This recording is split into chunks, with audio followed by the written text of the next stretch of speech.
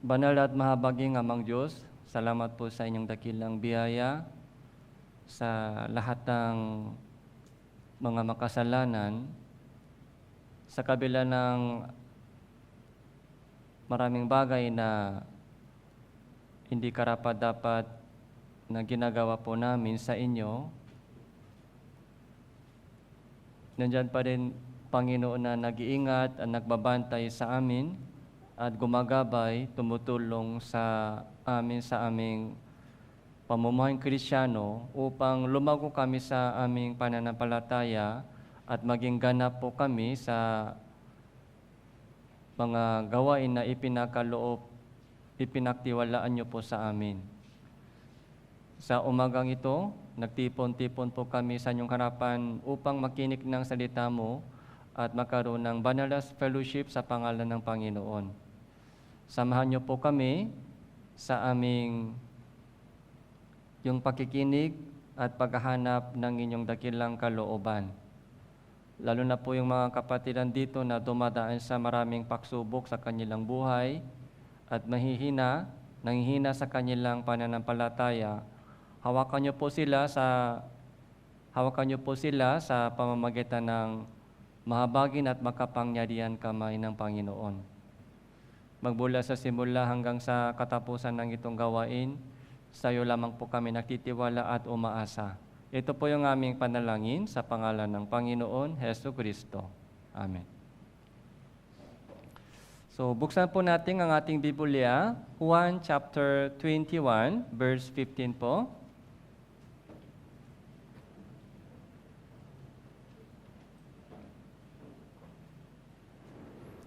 So, Juan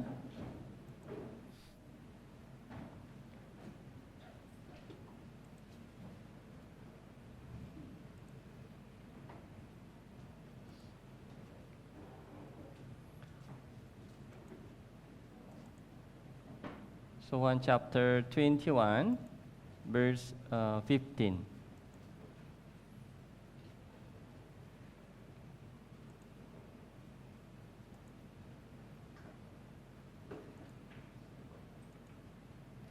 So, magmula verse 15 hanggang 19 po. Magmula verse 15 hanggang 19. Basahin po natin ito ng yung salitan. Ako muna, tapos kayo, one verse by one verse. Basahin po natin ito. 15. Pagkatapos nilang makapag-almusal, sinabi ni Jesus kay Simon Pedro, Simon, anak ni Juan, minamahal mo ba ako ng higit kaysa mga ito? Sinabi niya sa kanya, Opo, Panginoon, nalalaman mo na minamahal kita. Sinabi ni Jesus sa kanya, Pakainin mo ang aking mga korodero.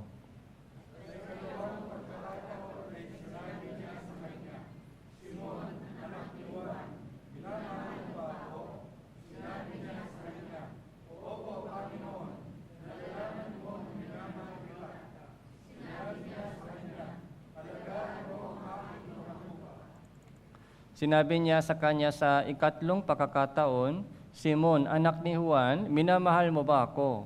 Nalungkot si Pedro sapagkat tatlong ulit nang sinabi sa kanya, minamahal mo ba ako? At sinabi niya sa kanya, Panginoon, nalalaman mo ang lahat ng mga bagay, nalalaman mo na minamahal kita. Sinabi sa kanya ni Jesus, pakainin mo ang aking mga tupa.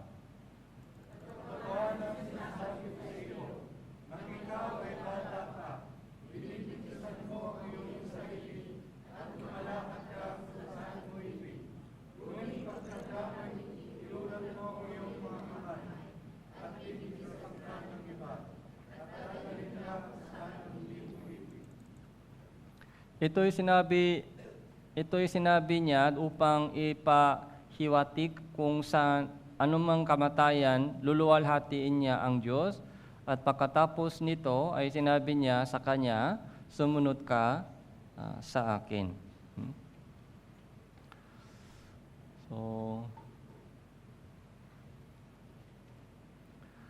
So last yung sermon ko po dito ay patungkol po sa 12 disciple po ni Jesus Cristo.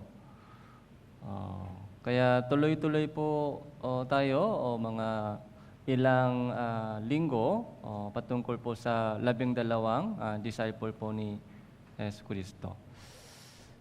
So para mag-review po tayo ng kung sino-sino po ang 12 disciple, ito po yung ipinakita ko sa inyo last time.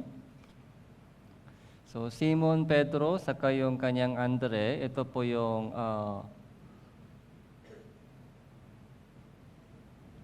so magkapatid po ito sila, magkapatid. Tapos si Santiago, saka Juan, anak po sila ni Zebedee. Okay. Ito yung magkapatid. Tapos Philip and Bartolome. Yung Bartolome po ay yung ibang pangalan ay Nathanael. Kahit hindi po nakasulat sa Biblia na yung pangalan po ito ay eksaktong the same person, pero maraming mga Bible scholars ay nagsasabi na itong dalawang pangalan ay isang tao lang, Bartolome. Tapos si Mateo, alam po natin siya, si tax collector, Mateo. Tapos si Thomas, maraming may duda po siya, so marami po siyang duda patungkol kay Jesus. Tapos ito Simon, isa pang Simon, so Kananita, tapos ito po yung isa sa mga rebelde sa Roma. Tapos Tadeo, ito po ay yung ibang pangalan, Judas Tadeo. Tapos isa pang Santiago, anak ni Alphaeus. Ito po yung tinatawag na Santiago na little, less James. Yung anak ni Zebedeo ay tinatawag na Great James. Dalawang James. Kaya kailangan po natin pansinin kung sino po itong dalawa. Yung pinakahuli, si Judas Iscariote, siya po yung ipinakaila si Jesus Cristo. So, alam po natin yung story ni Judas, yung ending po niya. So, nagpakamatay po siya. So, mga ilang session po ay pag-usapan po natin tungkol sa kanila, pero so ngayon po ay patungkol kay Simon Pedro, tapos next time, ito patungkol sa itong dalawang magkapatid, si James saka si John. Kasi maraming storya po nagkasulat sa Bible patungkol sa kay Simon Pedro. Saka si James po ay pinakaunang namatay sa 12. Yung kapatid po ni Juan, yung pinakaunang namatay. Tapos si Juan, apostol, ay pinakahuling namatay. Okay? Si Juan po ay nagsulat po ng aklat ng Gospel of John, 1 John, 2 John, and 3 John, and Revelation. Yung 5 libro po ay sinulat po ni Juan. Okay? Yung tinatawag po siya apostol ng pag-ibig. Kaya kailangan po natin pag-aralan yung buhay po nila. Tapos patungkol kay Mateo saka si Thomas. So marami din po lesson po sa kanilang buhay. Tapos yung pinakahuli, eto na, si Judas. Okay? Judas Iscariote. So lahat po ng mga Kristiyano po, tayo rin po ay isa sa mga dumadaan po tayo sa training para maging alagad ni Jesus. So So, lahat po ay anak ng Diyos. Lahat po ng mga taong ligtas ay anak ng Diyos, pero hindi lahat po ay disciple. Okay. Sa mga anak po ni Jesus, sa mga anak po ng Diyos, meron pong mga sumusunod kay Jesus, sumasama sa mga gawain ng Jesus, at ginagamit po ng Panginoon para sa kanyang kalooban. Sila po yung tinatawag na disciple of Jesus. Pero hindi po lahat po ng mga Christian ay disciple of Jesus. Meron din po sa mga taong ligtas ay hindi sumusunod kay Jesus, ay meron pong mga sariling hindi po sila ginagamit po ng Diyos para sa kalooban ng Diyos. Ligtas na po pero hindi po sila disciple po ni Jesus. Kaya mga ilang session po at pag-isipan po natin patungkol sa kanilang buhay para malaman po natin, para may idea po tayo patungkol sa ating sarili, anong klaseng disciple po ako ng Diyos, sa harapan ng Diyos. Kaya yung buhay po ni Peter, yung Pedro, yun po yung pag-usapan po natin ngayon. So marami po talaga yung storya po ni Peter, Simon Pedro. So, Juan chapter 21, binasa po natin kanina.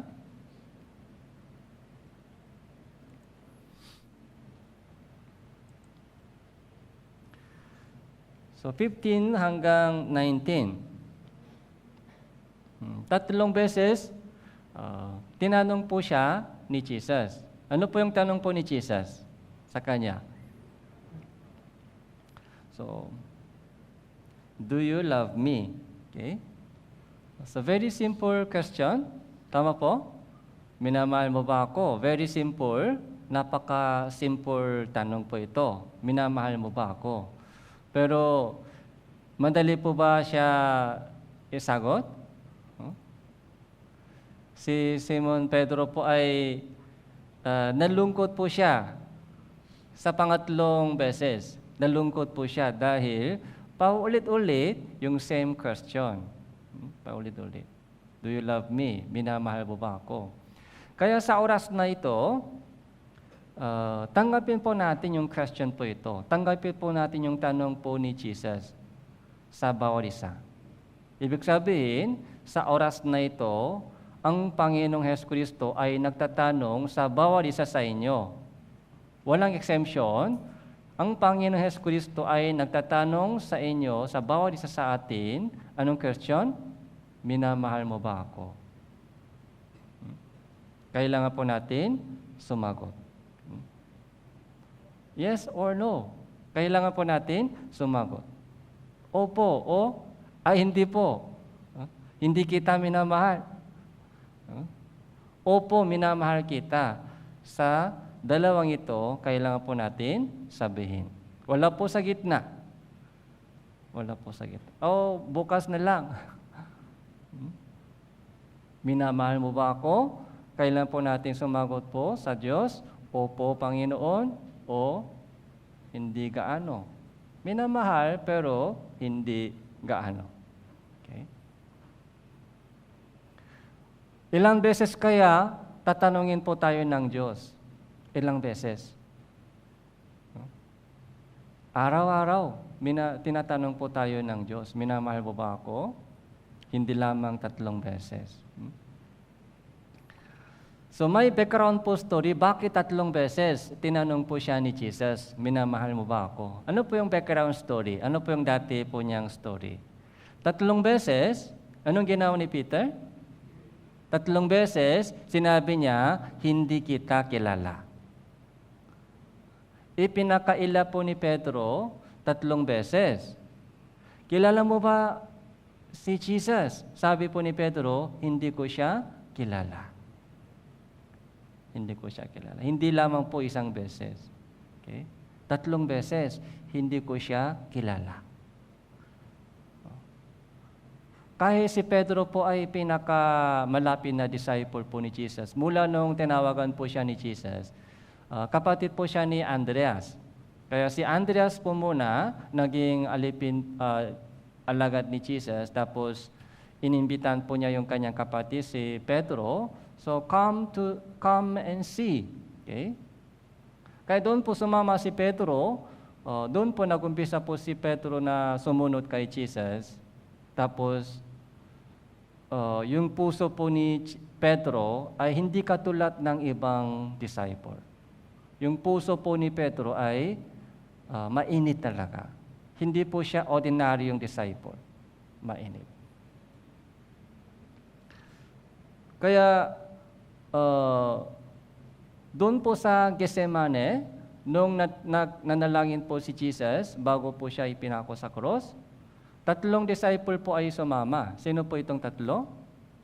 Si Pedro, saka si Santiago, saka si Juan. Yung 3 disciple po ito, si Pedro, Santiago, anak ni Zebedeo, saka si Juan, itong 3 po ay pinakamalapit kay Jesus sa 12. Okay.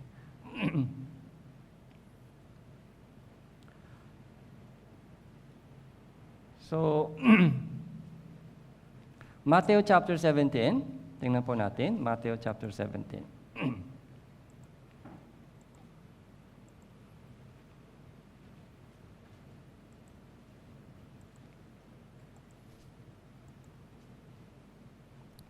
Verse 1.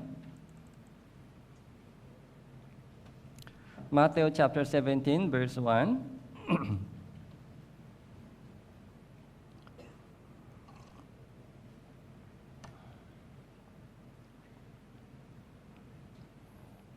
Pagkaraan ng 6 na araw, isinama ni Jesus sina Pedro, Santiago at si Juan na kanyang kapatid. Sila ay dinalang bukod sa isang mataas na bundok. So, nagbagong anyo siya sa harap nila at nagliwanag ang kanyang mukha ng tulad ng araw at pumuti ang kanyang mga damit na tulad sa ilaw. At nagpakita sa kanila sina Moises at Elias na nakikipag-usap sa kanya. So, 3 disciple ay isinama ni Jesus sa isang bundok na mataas. Okay? Tapos, ano po yung nakita po nilang 3? So, maganda. Yung maluwalhating bagay, nakita po nilang 3. Si Jesus ay nagbagong anyo. Nagbago ng anyo. Ito po yung totoo. Ito po yung tunay na anyo ni Jesus. Yun po yung original, maluwalhating anyo ni Jesus. Yun po yung ipinakita ni Jesus sa 3. Si Pedro, si Juan, Santiago. Ganun po yung mga kaluwalhati po si Jesus, pero di ba, iniwanan po niya yung kanyang kaluwalhatian, nagpakababa siya sa mundong ito, tapos binis po niya yung anyo ng tao, naging tao katulad natin, naging bumaba hanggang sa kamatayan sa cross. Pero yung buhay niya bilang isang tao, yung pagiging tao, okay, saka yung kamatayan niya sa cross, ay hindi po karapat-dapat sa kanya. Hindi dapat mangyari kay Jesus ganung bagay. Dahil si Jesus po ay maluwalhating Diyos. Kapantay po siya ng Diyos. So yun po yung ipinakita po ni Jesus sa 3. Sobrang maganda, mabuti. Kaya ganito po yung sabi ni Pedro, verse 4. Sinabi ni Pedro kay Jesus, Panginoon, mabuti na tayo ay naririto. Kung ibig mo ay gagawa ako dito ng 3 tolda, isa sa inyo, isa kay Moises, at isa kay Elias. Okay? Ano po yung suggestion po ni Moises? Ano po yung suggestion po ni Pedro? Gagawa ko ng 3 tolda dito, agad. So, dito na tayo, titira. Sobrang ganda. Maganda. Kaya very initiative si Pedro, active. Okay. So man of siya ng action. Si Pedro po ay man of action. Pag nakita po niya yung mga maganda, so gumawa siya ng plano agad. Suggestion kay Jesus. So very passion. May passion po siya sa kanyang pagsunod kay Jesus. Maganda po yung puso ni Pedro. Panginoon, mabuti tayo dito. Dito tayo matitira. Gagawa ko ng 3 tolda. Isa sa iyo, isa kay Moises, isa kay Elias. Kami, kahit walang tolda, okay lang. Kayong 3 lang.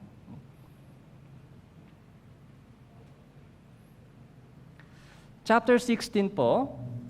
Matthew chapter 16. Matthew chapter 16, verse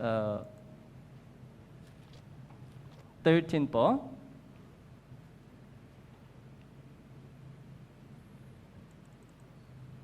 Nang dumating si Jesus na nasasakupan ng Caesarea Philippos, tinanong niya ang kanyang mga alagad na sinasabi, ano ba ang sinasabi ng mga tao kung sino ang anak ng tao? Sinabi nila, ang sabi ng iba ay si Juan na taga-bautismo, ang iba ay si Elias, ang iba ay si Jeremias, isa sa mga propeta. Sinabi niya sa kanila, unit ano ang sinasabi ninyo kung sino ako? Verse 16 po, basahin po natin, 3, 2, 1. Si Simon Pedro, ikaw ang Kristo, ang anak ng Diyos na buhay. Sumagot si Jesus, sinabi sa kanya, mapalat ka, Simon, na anak ni Jonas, sapagkat hindi lamang at dugo ang nagpahayag dito sa inyo, kundi ang anak aking ama na nasa langit.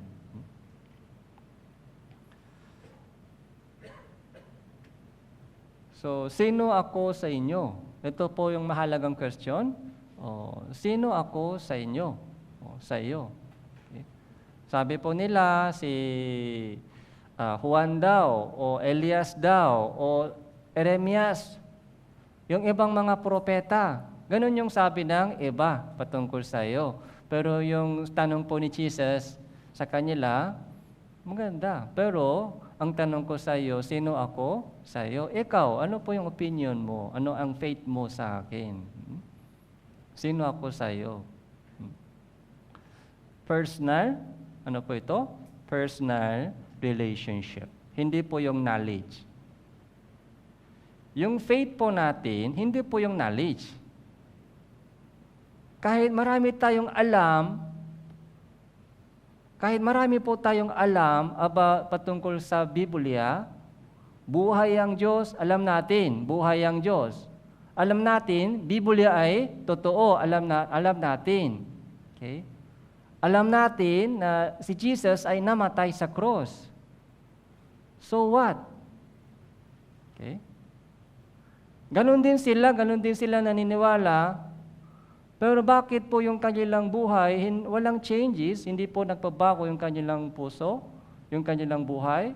Bakit malayo pa po yung kanilang pamumuhay sa kalooban ng Diyos? Bakit wala po silang pakialam sa kalooban ng Diyos? Alam po nila yung lahat, alam.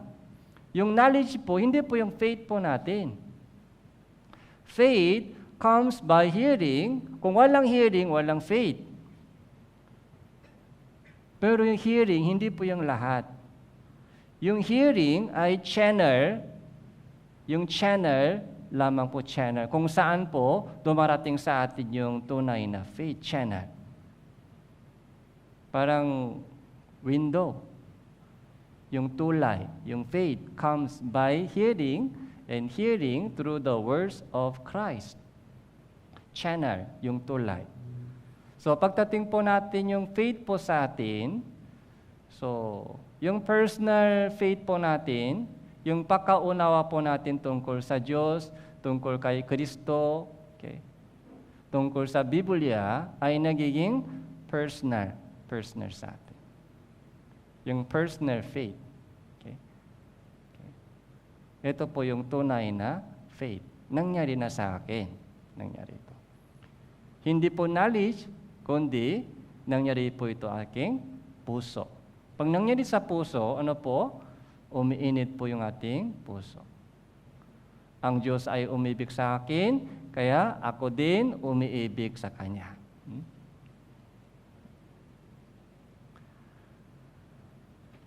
Yung pong tanong po ni Jesus kay Pedro, sino ako sa iyo?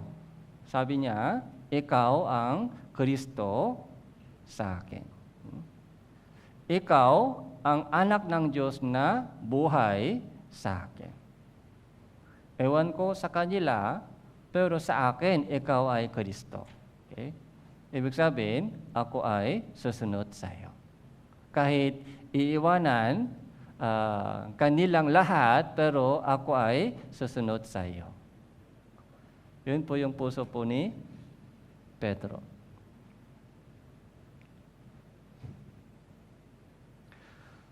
Verse 21,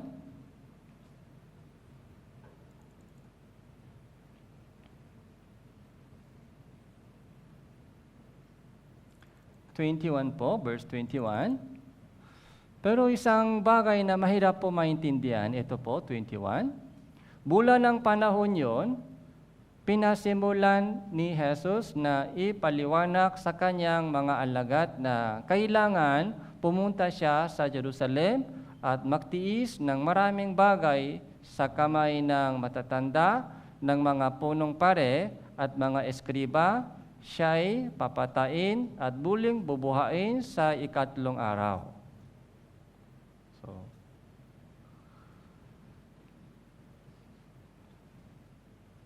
Verse 22, basahin po natin, 3-1. At inilayo siya ni Pedro at sinimulang pigilan siya na sinabi, huwag nawang itulot ng Diyos. Panginoon, hindi kailang mangyayari ito sa iyo.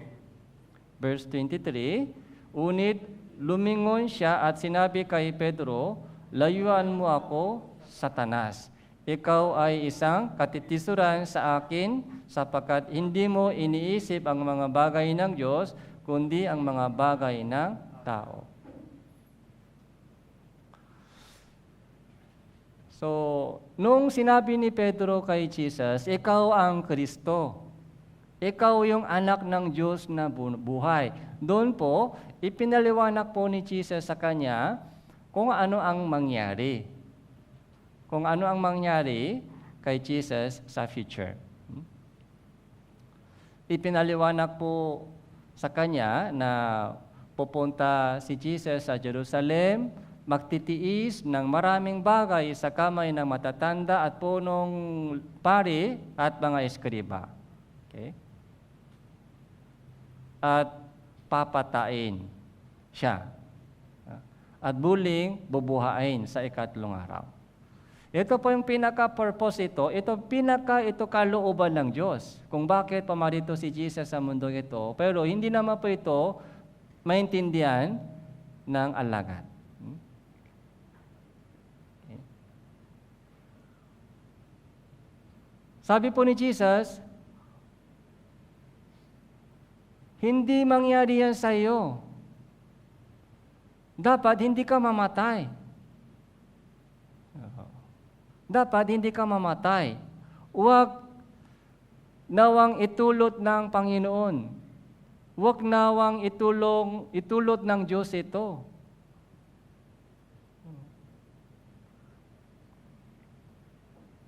Kung ganito po yung sabi ni Pedro, sa ordinaryong tao, ano po yung dapat sabihin sa ordinaryong tao? Salamat. Salamat. Nag-uuri ka para sa akin, salamat.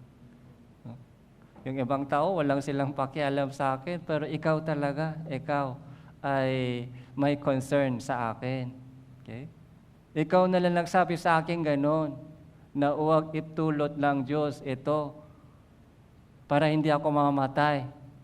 Salamat. Dapat ganun po yung sinasabi ng ordinaryong tao. Ikaw talaga may concern sa akin. Pero anong sabi ni Jesus? Lumayo ka sa akin, Satanas.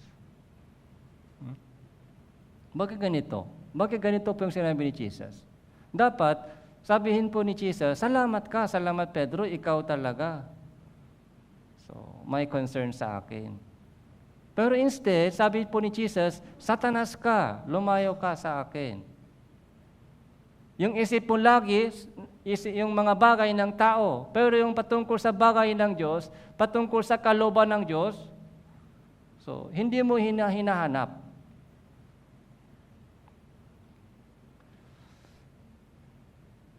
Mahirap po ito maintindihan ni Pedro. Ay, bakit nagalit si Jesus sa akin? Bakit nagalit si Jesus sa akin?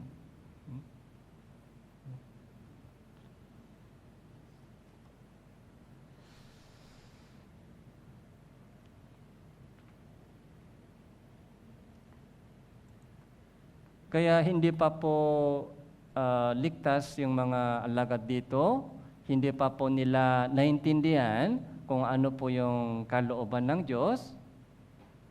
Kaya yung kamatayan po ni Jesus, yung pagturusa sa yung kamatayan ni Jesus ay sa kanila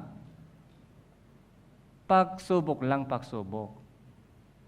Sa mga disciple po ni Jesus, yung pagturusa o kamatayan ni Jesus ay hindi dapat mangyari. Hindi dapat mangyari.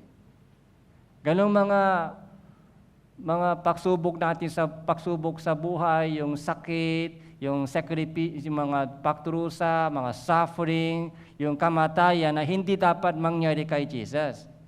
Yun po yung isip po ng mga alagad. Hindi dapat mangyari yung ganong mga bagay. Kamatayan.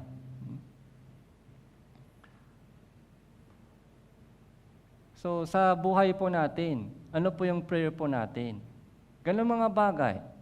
Yung sacrifice, yung suffering, mga problema, iniisip natin, ay hindi dapat mangyari sa akin, hindi dapat. Puro ano lang, okay lang, maayos lang. Yun po yung prayer po ng maraming tao. Sana walang problema sa buhay, at buhay ng mga anak ko, maayos lang. Pero alam niyo po ba, ganun mga isip po natin ay malayo sa kalooban ng Diyos. Malayo. Sabi po ni Jesus dito, verse 23, Layuan mo ako, Satanas, ikaw ay isang katitisuran sa akin, sapagkat hindi mo iniisip ang mga bagay ng Diyos, kundi ang mga bagay ng tao. Meron pong bagay ng Diyos, meron pong bagay ng tao. Dito po, ang iniisip po ni Pedro ay yung mga bagay ng tao. Sana hindi mamamatay yung mga guro ko, sana hindi siya magtudrusa, sana huwag kayo pumasok sa Jerusalem.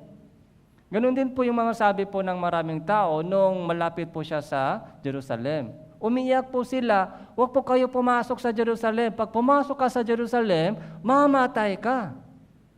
Papatayin ka nila.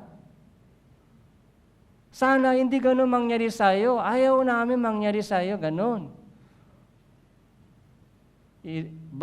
Iniisip nila yung bagay ng tao.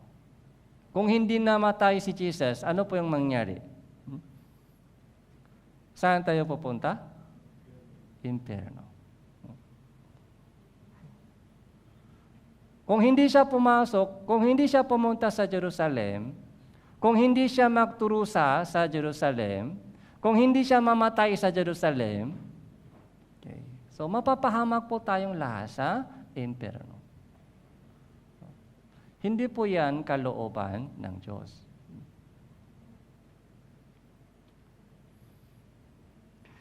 Kaya, so Matthew chapter 26,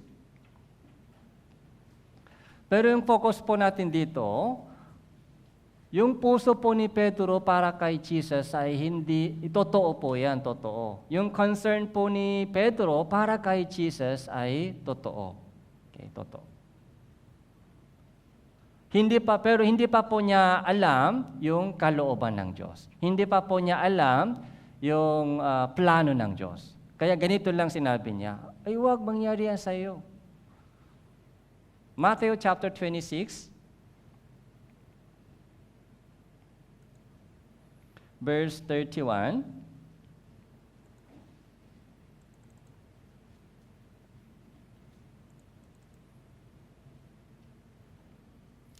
Pagkatapos, sinabi ni Jesus sa kanya, kayong lahat ay tatalikod dahil sa akin sa gabing ito, sapagkat nasusulat, sasaktan ko ang pastor at ang mga tupa ng kawan ay makakawatak-watak. 32, subalit matapos na ako ay maibangon na at mauna ako sa inyo sa Galilea. Verse 33 po, basahin po natin, 3, 2, 1. Uni, sumagot si Pedro, sinabi sa kanya, kung ang lahat man ay tumalikod dahil sa iyo, ako kailangan may hindi tatalikod. So, maganda po yung puso ni Pedro. Ganon din po ba tayo, katulad ni Pedro? Ganon din po ba tayo, katulad ni Pedro? Ganon din po tayo. Sabi ni Pedro, kahit lahat ng iba tumalik ko dahil sa iyo, ako ay hindi. Ako ay hindi. Okay. Dito po sabi ni Jesus, sinabi ni Jesus, napasabihin po ni Jesus, ay salamat. Salamat. Pero ganun po ba sinabi ni Jesus? Hindi. Sabi ni Jesus, kahit gusto kong tanggapin yung puso mo, pero hindi ka pa ready. Okay? Alam ko na hindi ka makakasunod sa akin dahil hindi pa ako namatay para sa iyo. Verse 34,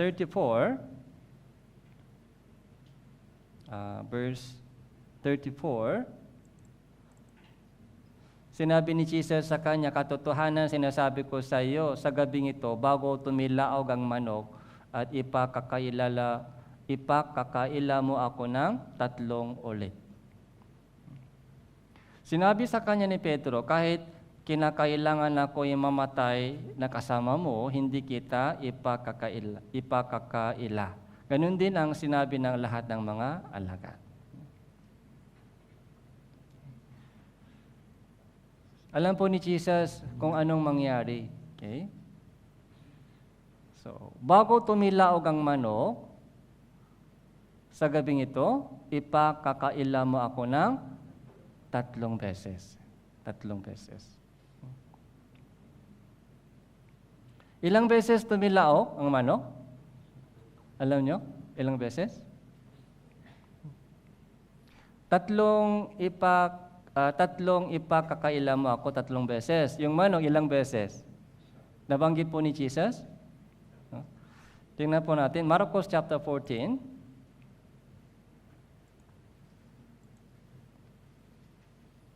Verse 30. Napaka-detalyado yung prophecy ni Jesus. Verse 30 po. So, basahin po natin. Marcos chapter 14, verse 30. Marcos. So, basahin po natin. Kaya sinabi sa kanya ni Jesus, katotohanan sinasabi ko sa iyo na ngayon, sa gabi rin ito, bago tumilaw ang manok ng makalawa, itatatwat mo ako ng 3 ulit. So, ilang beses? 2 beses yung tumilao.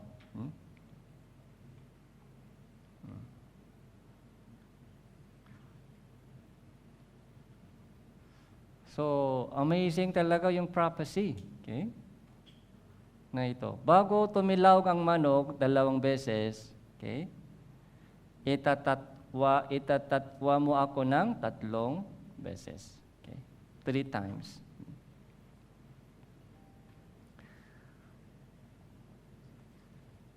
So, hindi ko alam kung anong oras tumitilaw yung manok sa kanila. Pero sa Philippines, mga anong oras po tumitilaw yung manok? Alas 4? So, nung mission team po ng Yesan Church, yung Pastor Pak Kyung Jun, hindi daw siya nakakatulog maayos. dito. Sa unang araw dito siya natulog dahil sobrang dahil sa yung manok, hindi daw siya nakakatulog. Pero sa akin, tahimik lang.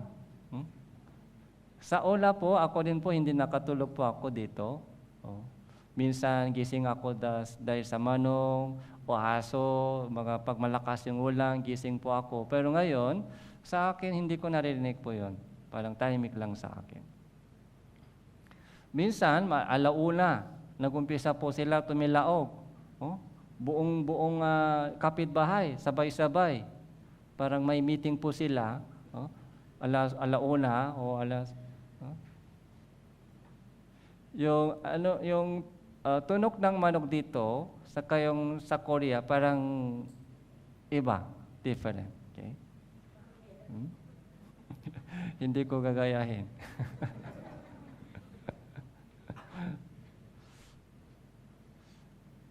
Parang ibang lingwahe dito ng manok.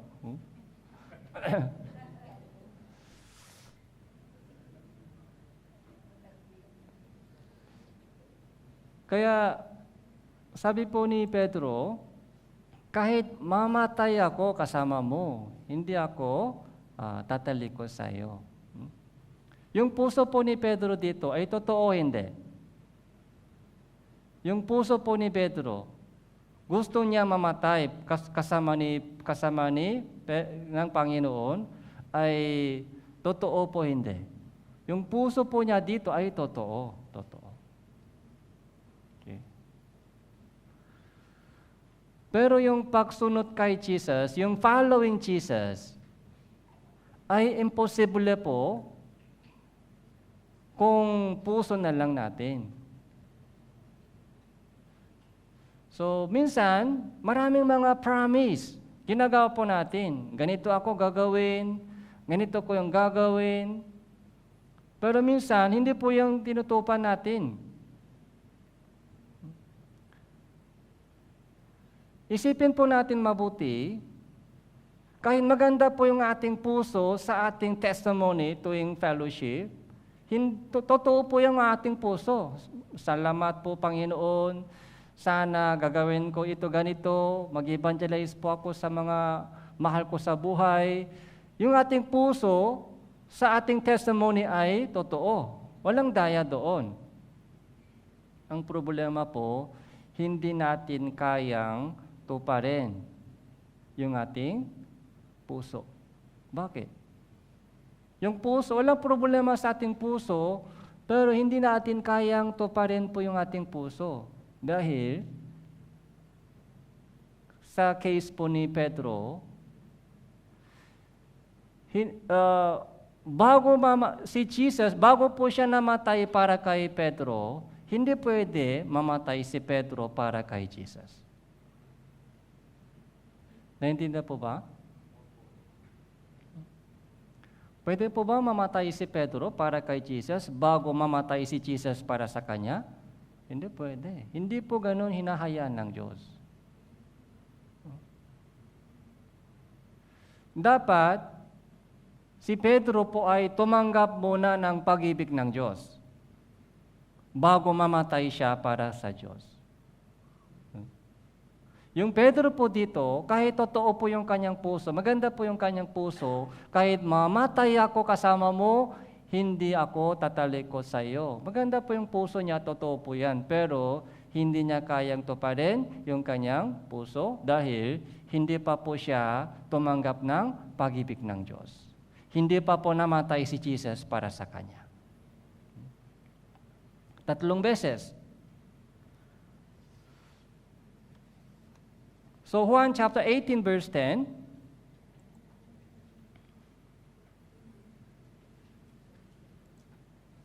Juan chapter 18 verse 10.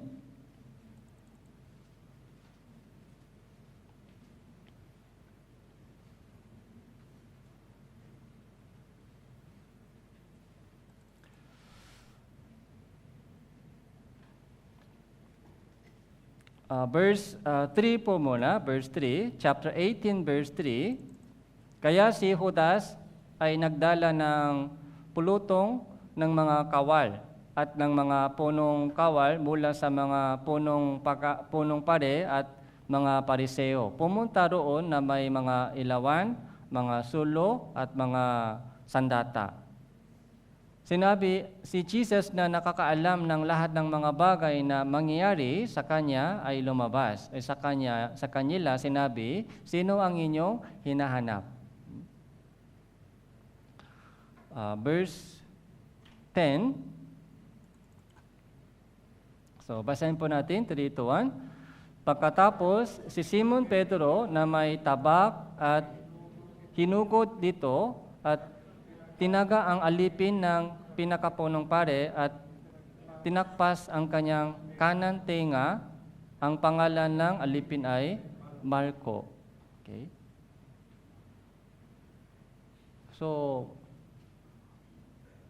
nung pumunta po kay Jesus, yung mga soldier, kawal, para kunin po si Jesus, yung ibang mga alagad ay tumakas. Tako sila, yung ibang mga alagad. Pero si Pedro, anong ginawa ni Pedro? Tumakas po siya agad? Hindi po. Hindi po siya tumakas. Yung puso po ni Pedro ay totoo po yan. Kahit mamatay ako, ay hindi ako tatalikod sa iyo.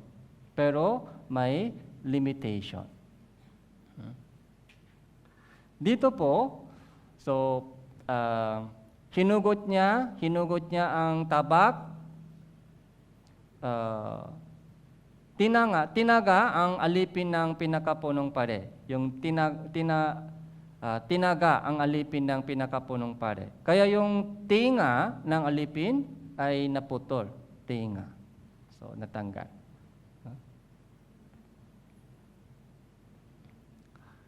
So, action. Man of action si Pedro. Okay? So, maganda po para maprotektaan po yung kanyang guro. Hindi po siya tahimik. Okay? Hindi po siya tumakas. So, gumawa siya ng action para maprotektaan po yung kanyang guro. Yung pangalan ng alipin ay si Marco. Okay? Pero yung katapangan po ni Pedro, yung puso po ni Pedro ay may hangganan. May hangganan. Dahil hindi pa po namatay si Jesus para sa kanya.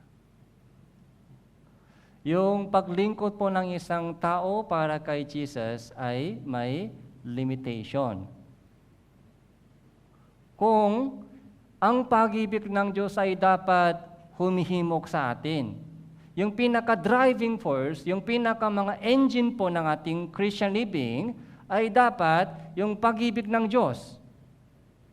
Kung hindi pag-ibig ng Diyos sa atin, kung hindi po yan engine sa ating Christian living, alam niyo po ba? Hindi po tayo tumatagal. Hindi po tayo tumatagal sa ating Christian living. Konting tiis, konting sikap, pero may limitation. Susoko tayo. Darating po yung araw na susoko tayo. Okay.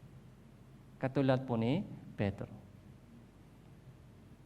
Kaya dito po, nung balik po tayo sa Matthew chapter 26.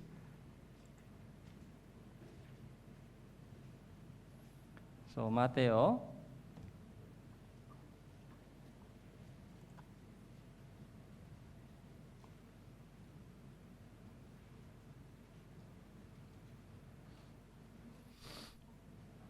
verse 55,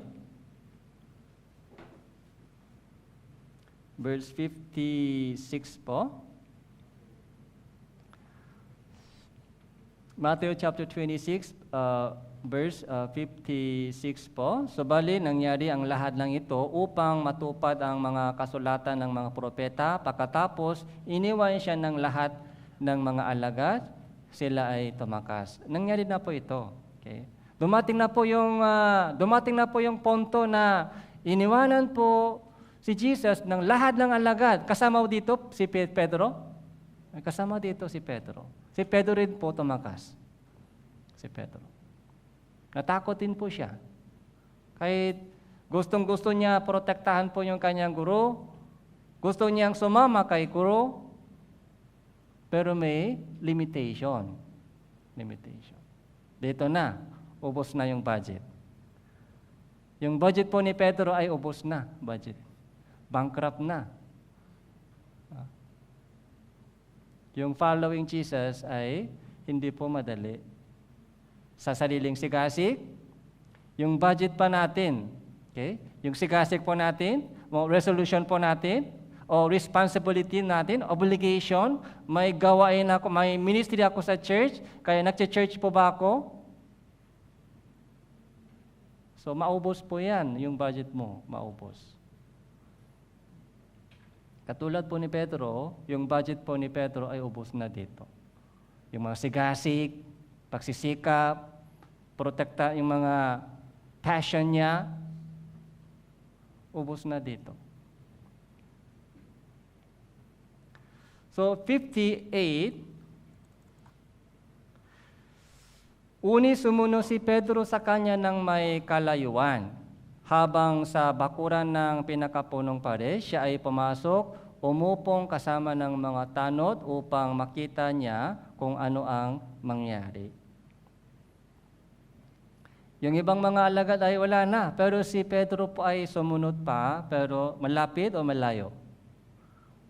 Distance. Keep distance. Kapag malapit sumunod, ano mangyari? Ay baka kukunin nila ako. Alam nila na ako ay lagi kasama. Nakita nila na yung pinutol ko yung tenga ng Marco. Malayo. Anong ibig sabihin malayo? Takot. Malayo. Sumusunod, malayo. Okay.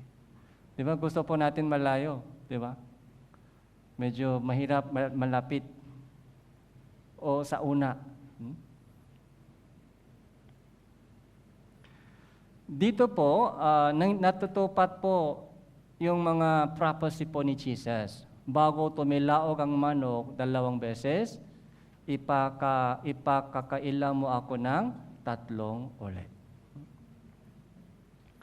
So, 69.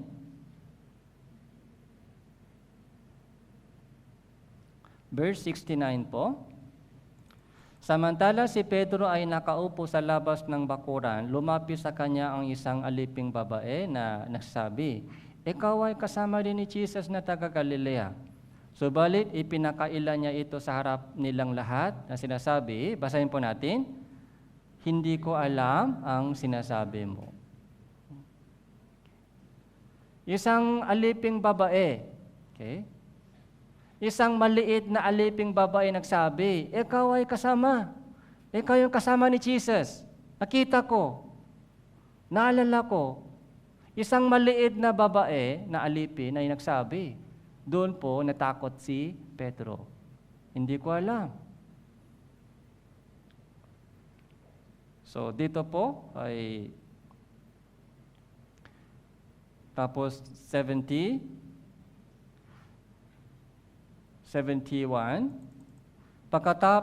Paglabas niya sa tarangkahan, nakita siya ng isa pang alipin, sinabi sa mga naroon, ang taong ito ay kasama din ni Jesus na taga Nazaret.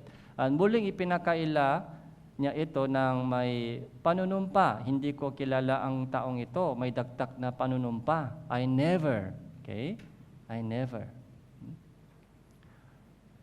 Pagkalipas ng ilang sandali, lumapit ang mga nakatayo din doon, sinasabi nila kay Jesus, kay Pedro, "Talagang ikaw nga ay isa din sa kanila sapagkat nahahalanta sa inyong pananalita."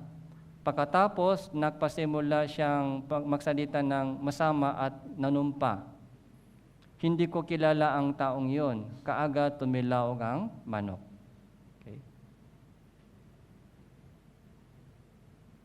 Kaya si Pedro ay lumabas at mapait na. tumangis.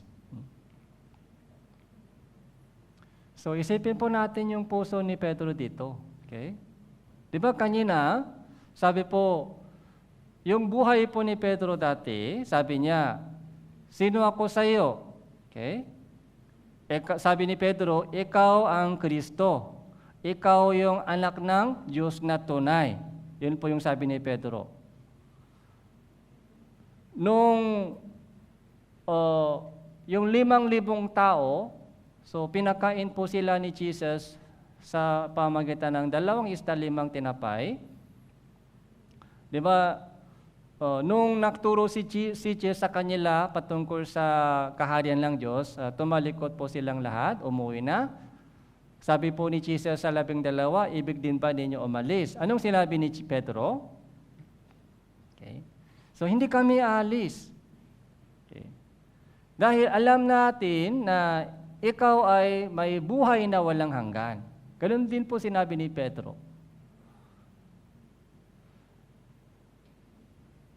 Sinabi din po niya na kahit mamatay ako kasama mo, hindi ako tatalikod sa iyo.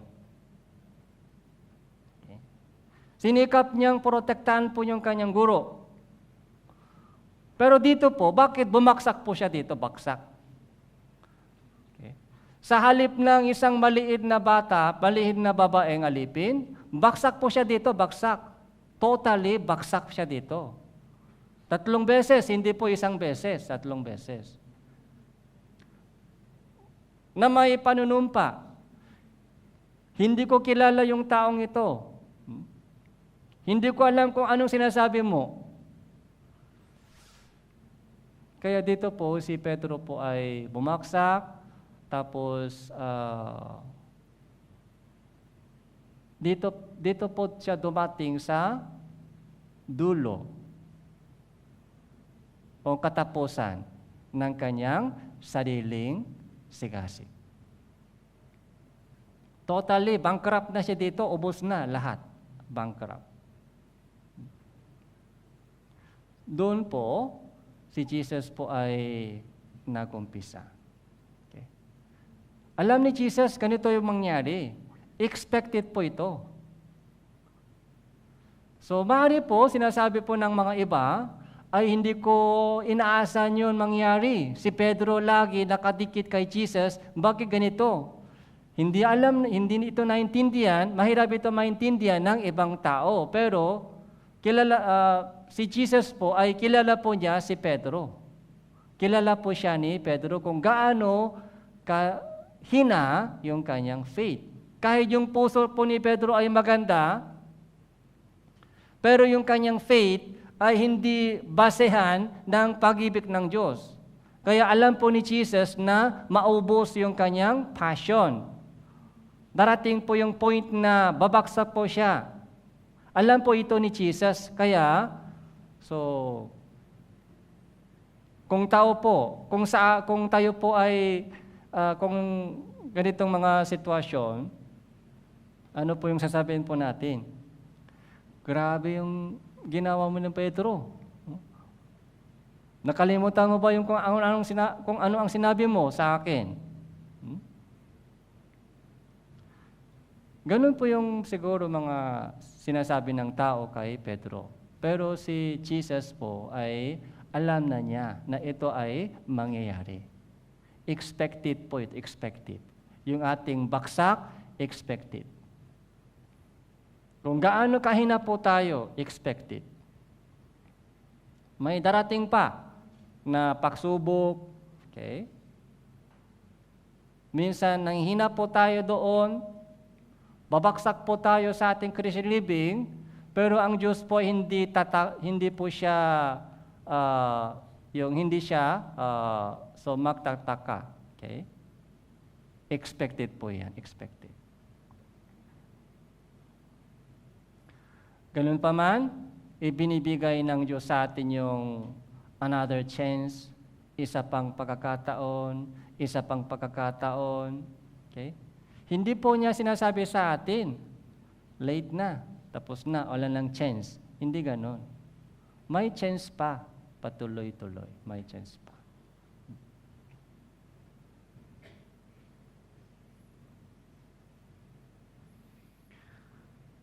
Alam niyo po ba kung sino po dalawang alagad ay pumasok sa libingan ni Jesus? May dalawang alagad ay pumasok sa libingan ni Jesus. Dalawa, si Pedro saka si Juan. Sino po yung mas mabilis tumakbo? Si Juan. Mas bata po siya. Kaya mas mabilis po yung takbo ni Juan. Kaya mauna po siyang pumasok sa libingan. So, ganun pa rin yung puso ni Pedro. Nagtaka po siya. Binuhay pala si Jesus. Juan chapter 21.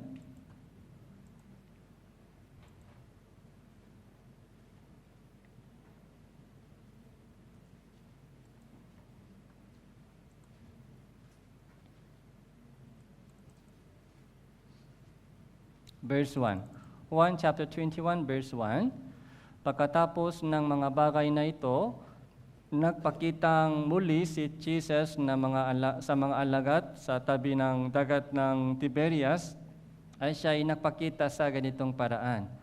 Makakasama noon sina Simon Pedro, si Thomas na tinatawag na Kambal, si Nathanael na taga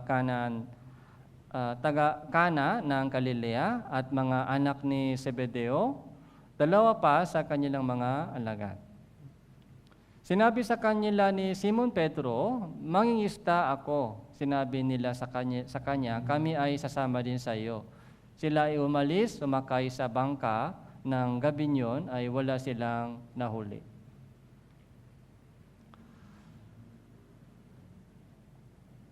Sa totoo lang po, yung Gospel of Juan ay pwede po matapos doon sa chapter 20. So dahil chapter 20 verse 31, last verse po. So chapter 20 verse 31, "Ngunit ang mga ito ay isinulat upang kayo ay sumampalataya na si Jesus ang Kristo, ang anak ng Diyos, at sa pagsampalataya ay makaroon kayo ng buhay sa kanyang pangalan." So, maaari po yung Gospel of Juan, maaari po matapos hanggang chapter 20 lang. Dito sa chapter 20, chapter 21 ay isinulat. Dito, ito po yung chapter 21 ay para kay Pedro.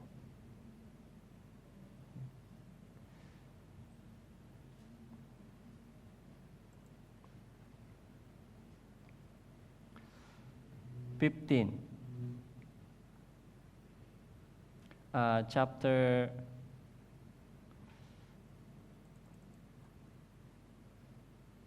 verse 5, sinabi ni Jesus sa kanila, "Mga anak, meron ba kayong nahuling isda?" Sumagot sila sa kanya, "Wala." Sinabi niya sa kanila, "Ihulok ninyo ang lambat sa kanan bahagi ng bangka, meron kayong makikita." Inihulok nga nila. Hindi na nila ito mahila dahil sa dami ng mga isda. Kaya't ang alagad na minamahal ni Jesus ay nagsabi kay Pedro, "Ang Panginoong yun." Kaya't nang marinig ni Simon Pedro na yun ang Panginoon, nagbikis siya ng kanyang tunika sapagkat siya ay walang damit at tumalon sa dagat. So, sino po yung alagad na minamahal ni Jesus? Verse 7, ito si Juan. Si Juan po ay binanggit po niya yung kanyang sarili ganito, minamahal ni Jesus. Yung alagad na minamahal ni Jesus, pag nakita mo sa Gospel of John, ito, isipin mo ito ay Juan. Okay, Juan. Isang alagad na minamahal ni Jesus. So, hindi niya binanggit yung kanyang sariling pangalan direkta. Sabi ni Juan na Panginoon yun, Panginoon. Nung ito narinig ni Pedro, anong ginawa niya? So, nagbihis siya, tapos nagbikis, tapos tumalon sa dagat. Action of men pa rin. Tumalon sa dagat. Walang takot dito.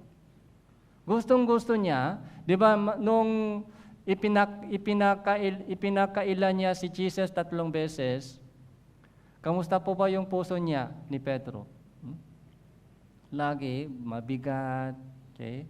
Iyak, lungkot, okay? Mapait na panahon. Pero nung nakita po niya si Panginoon ay binuhay muli sa mga patay, okay? Masayang-masaya siya. Masaya at the same time. So, sorry. Okay? Okay. Masaya, pero at the same time, so, sorry. Okay? Kay sa Panginoon. Dahil 3 beses po, ipinakaila niya yung Panginoong Jesucristo.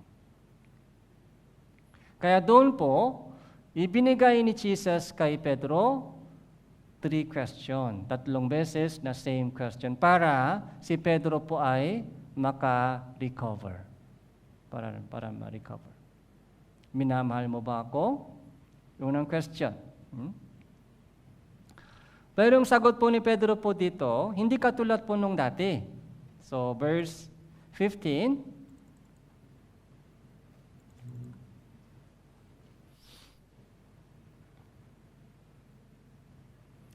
yung dati pong sagot po ni Pedro ay matapang. Matapang po siya dati. Kahit mamatay ako kasama mo, hindi ako tataliko sa iyo. Okay? Lagi po siyang mauna sa pagsunod kay Jesus, matapang po siya. Pero dito po, yung sagot po ni Pedro, matapang po siya dito o hindi? Hindi na matapang. So very humble. Dahil bumaksak po siya dati. Isang beses, baksak po siya sa harapan ng Diyos. Kaya dito po, hindi na po siya matapang. Pero yung puso po, sinabi po niya, ipinakita po ni Pedro yung kanyang pusong nagmamahal kay Jesus.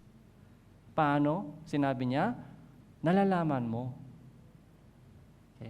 Nalalaman mo na yung puso ko. Okay. Dati, nalaman mo, Panginoon, yung mga passion ko, yung sariling katuwiran ko, sariling siga, hindi matatagal. Alam mo yun. Nangyari po yan. Pero ngayon, nasa akin ang tunay na pag-ibig. Galing sa iyo.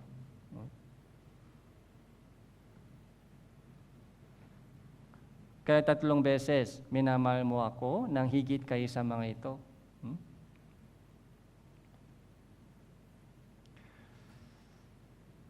Very simple, very short yung sagot ni Pedro. Opo, Panginoon, nalalaman mo na minamahal kita higit kayo sa mga ito. Ganun po ba, sabi ni Pedro? Hindi. Walang comparison dito. Walang comparison dito. Basta sinabi niya, minamahal kita. Minamahal kita. Nagbago na si Pedro. Kaya doon po sa Acts, Gawa, chapter 2.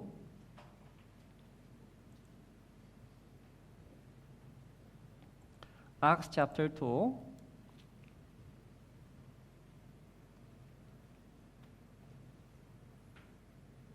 Verse 14. Ito po yung unang sermon po ni Apostol Pedro sa araw ng Pentecoste. Okay. So, nung bumawa po yung Banal na Espiritu sa unang church sa Jerusalem, verse 14, uni si Pedro na nakatayong kasama ng 11 na nagtaas ng kanyang tinig. Nagpahayag sa kanila, kayo mga kalalakihan ng Judea, kayong lahat na naninirahan sa Jerusalem, malaman sana ninyo ito na makinig kayo sa aking sasabihin. So, kompleto, yung 12, so 12 po dito dahil meron pong isang kapalit na Judas Iscariote. So Matia. Si Matia ay kapalit po ni Judas Iscariote. Kaya 12 rin dito. Yung sermon po ni Pedro dito. So matapang po siya sa kanyang sermon. Meron din po siyang alam patungkol sa lumang tipan. Okay? Kahit hindi po siya educated person, si Pedro, mga fishermen na lang, nangista lang po siya sa dagat, pero alam po niya patungkol sa propesya sa lumang tipan. Okay? Siyempre, nung nagturo po siya sa mga tao, galit na galit po yung mga pariseo, eskriba, yung mga punong pare, katulad po nung ginawa nila kay Jesus. Okay? Pero si Pedro po dito ay wala nang takot. Chapter 4.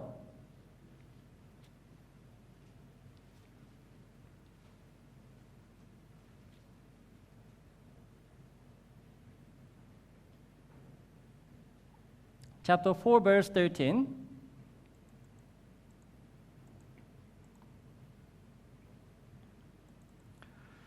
Nang makita nila ang katapangan ni Pedro at Juan, at nang malaman sila ay mga taong walang pinag-aralan at mga karaniwang lamang, ay namanga sila at kanilang nakilala na sila ay mga kasama ni Jesus. So walang pinag-aralan. So ordinaryong tao lang, karaniwan lamang sila. Okay. Yung fishermen sila, fishermen. Okay. Yung mga 12 disciple po ay ganun po. Okay.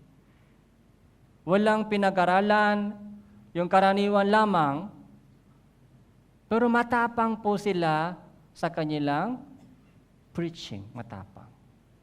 Bakit po? Nasa kanila yung pag-ibig ng Diyos. Mayroon po silang message. Mayroon po silang mensahe na gustong ipahayag sa buong mundo. Kaya nagsigaw po sila. Dapat mong malaman ito, lahat ng mga punong pare, yung mga eskriba, yung mga matatanda, patungkol kay Jesus.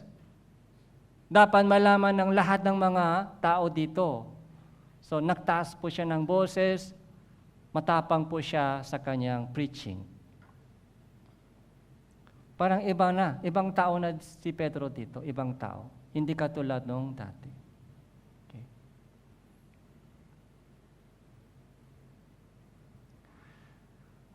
Verse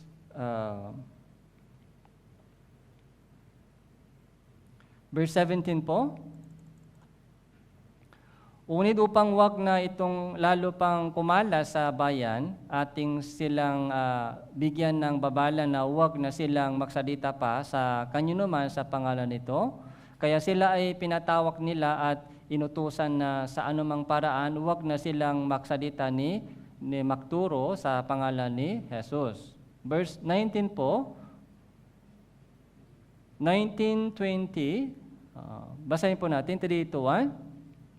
Unit sumago sa kanila si Pedro at si Juan, kung matuwid sa paningin ng Diyos na makinig muna sa inyo sa halip na sa Diyos, kayo ang humator. Sapagkat hindi maaari hindi naming sabihin ang aming nakita at narinig. So iba na po si Pedro. So, ano po ang nangyari kay Pedro?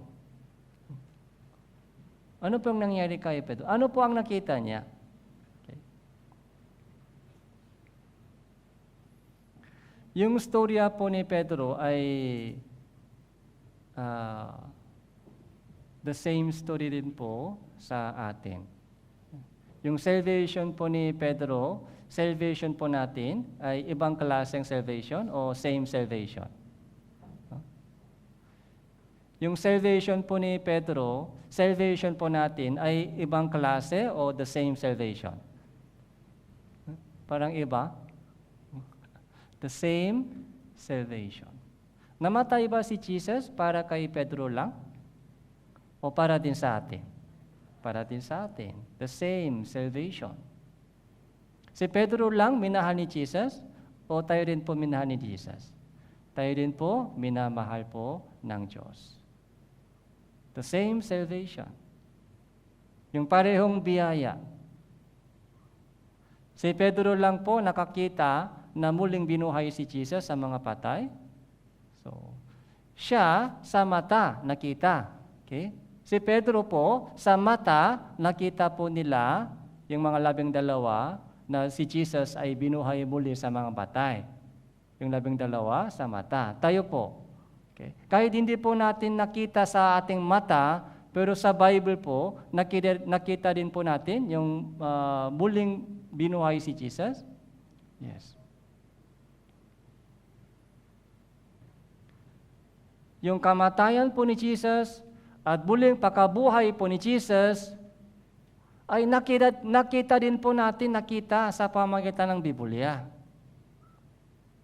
Okay. Kaya ganito rin po ay pwede po natin sabihin, hindi maaari hindi namin sabihin ang aming nakita at narinig.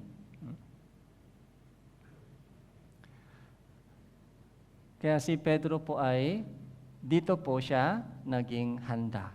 Okay? Dito po siya naging handa mamatay para sa Diyos.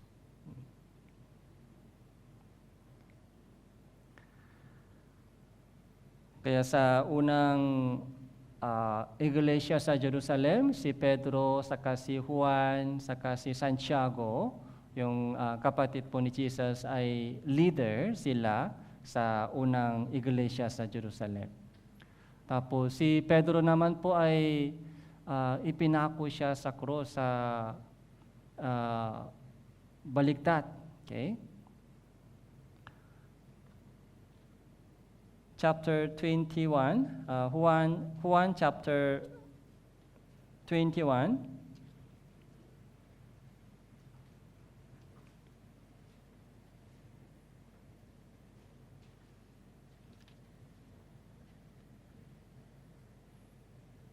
Verse 18 po. Juan chapter 21.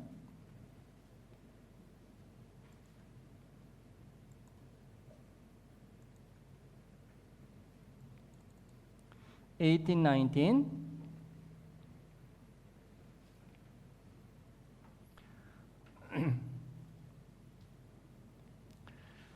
So, nung sinabi po ni Pedro kay Jesus na minamahal kita, ano po yung utos ni Jesus sa kanya? Pakainin mo ang aking mga kordero, alagahan mo ang aking mga tupa, pakainin mo ang aking mga tupa. Yung ministry, ito po ministry. Okay? Care. Ay ibinibigay ng Diyos sa mga nagmamahal sa Kanya. Yung tupa ko ay alagaan mong mabuti. Kung minamahal mo ako, kung totoo ang inyong nagmamahal sa akin, alam ko na. Hindi katulad nung dati. Yung dati mong sinabi sa akin ay sariling passion, yung sariling katuwiran, yung sariling sigasig. Hindi ko yan tinanggap. Pero ngayon, totoo na. Alam ko na yung puso mong nagmamahal sa akin. Dahil namatay ako para sa iyo, ngayon ikaw ay umiibig sa akin. Kung totoo ang inyong pusong nagmamahal sa akin, so pwede na po yung mga ministry. Anong ministry? Alagaan yung mga tupa. Sino po ito? Brothers, sisters. Yung caring ministry. Yung budget po ito, yung pag-ibig ng Diyos. Yung budget po ito, hindi po itong sariling budget. Galing sa Diyos po yan. Yung pag-ibig ng Diyos. Minamahal ako ng Diyos. Okay. Napatunayan po sa cross, yung tunay na pag-ibig ng Diyos. Yung budget po ito, maubos po ba yung budget po ito? Hindi po yan maubos.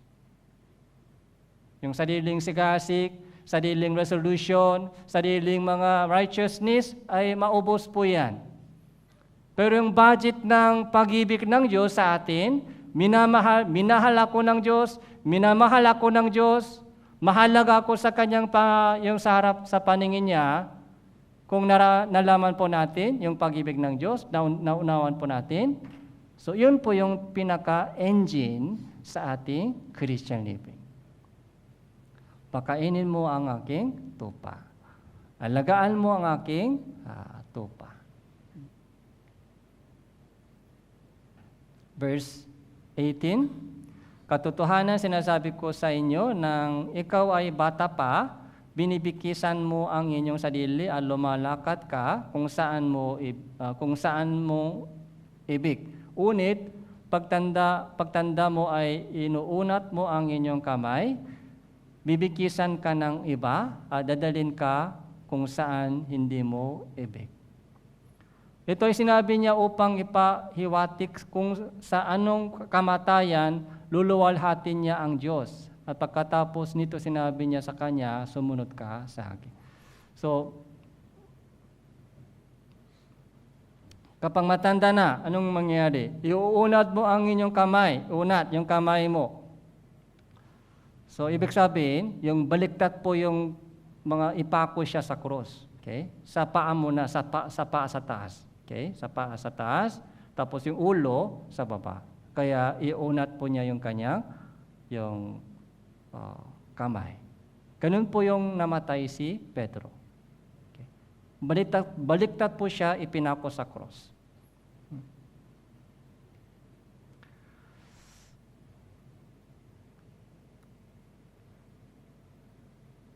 Unang Korinto chapter 13 verse 1.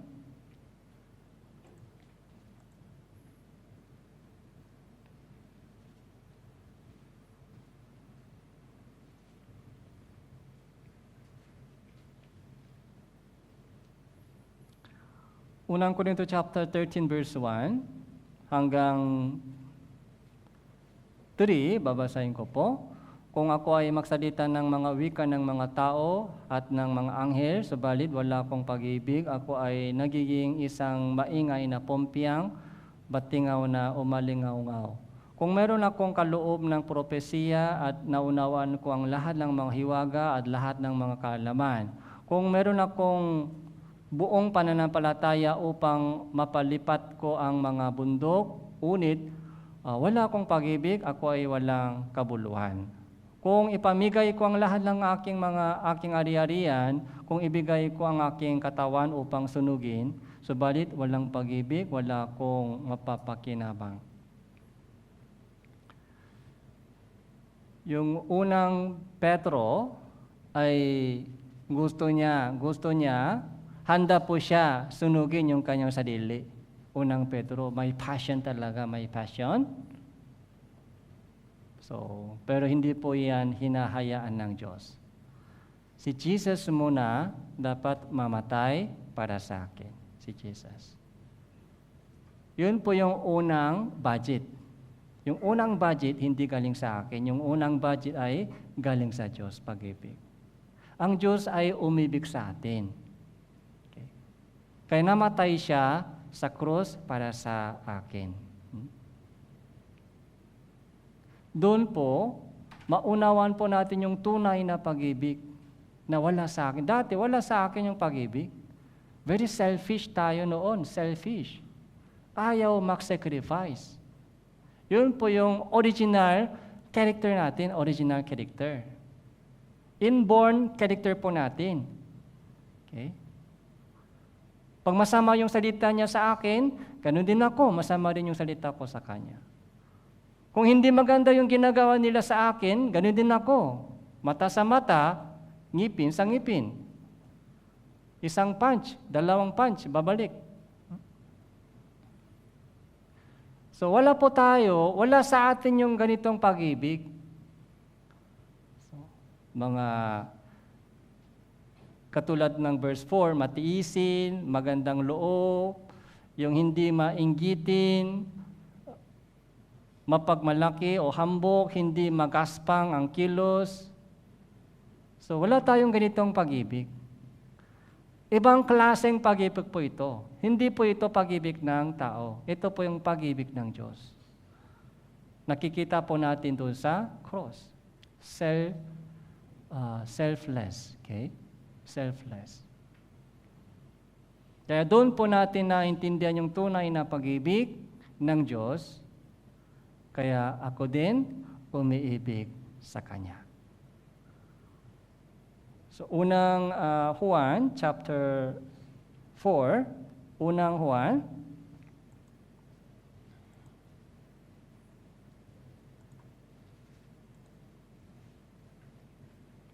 verse 10.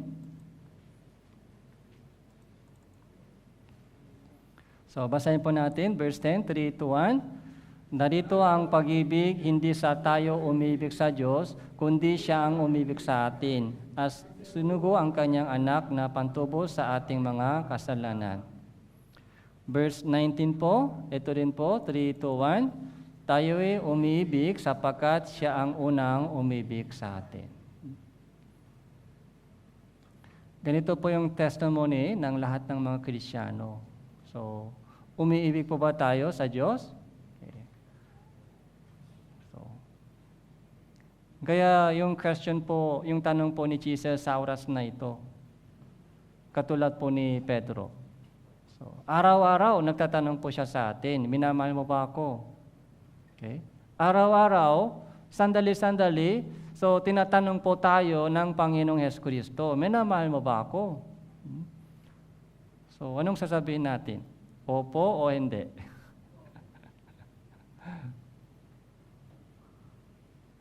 Alam ng Diyos yung ating puso, di ba? Sabi po ni Pedro, alam mo, Panginoon, yung puso ko, minamahal kita. Ano po yung kasunod niya sinabi? Pakainin mo ang aking tupa. Alagaan mo ang aking tupa. Okay. Kasi kung walang pag-ibig ng Diyos sa ating puso, mahirap ito. Mahirap itong gawin. Yung ating sariling budget, madaling maubos. Bankrupt tayo. Kaya yung mga pag-ibig ng Diyos ay ipinupo sa ating puso. Doon po, meron po tayong ganitong puso. Ano ang isusukuli sa lahat niyang pag-ibig sa akin? Ano ang isusukuli? Kaya, so ngayon po, pinag-usapan po natin yung buhay po ni Pedro. So, bakit 3 beses po siya tinanong ni Jesus? Minamahal mo ba ako? Mayroon pong story sa kanyang buong buhay. Kaya yung sana po, yung storya po ni Apostol Pedro ay mangyayari sa ating lahat. Okay? So let's pray together. Salamat po, Panginoon, sa oras na ito, sa inyong mensahe na ipinakaloob niyo po sa amin. Katulad po ng nawa lahat po ng mga kapatiran nandito ngayon ay tumulat sa kanila. Alam niyo po, Panginoon, na mahina po ang aming pananampalataya at madalas po natitisot po kami sa maraming pagsubok at tukso ng salibutan. Kaya umaasa po kami at nagtitiwala kami sa inyong kahabagan at gabay at tulong ng Panginoon. Sa darating na New Year Retreat 2026, nawa lahat po ng mga kapatiran ay makasama at makinig ng inyong salita at sumama sa dakilang gawain ng Diyos upang lumako po kami sa aming pananampalataya at matutong makaisa sa pangalan ng Panginoon. Ito po yung aming panalangin sa pangalan ng Panginoon Jesucristo. Amen.